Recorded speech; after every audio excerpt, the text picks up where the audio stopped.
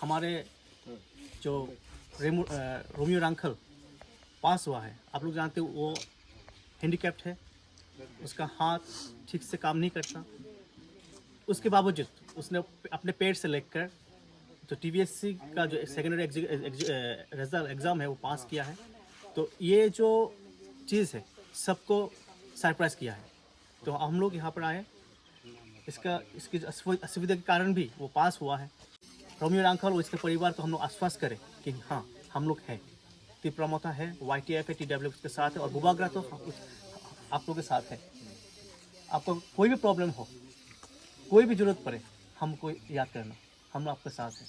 तो ये जो मूवमेंट है, ये मूवमेंट के माध्यम से हम लोग सबको बताना चाहते हैं कि तीव्रमथा, YTF बोलो, TW बोलो और तीव्रमथा बोलो, हम लोग अपने दफ़ा के लिए, आप लोगों के लिए साथ हैं।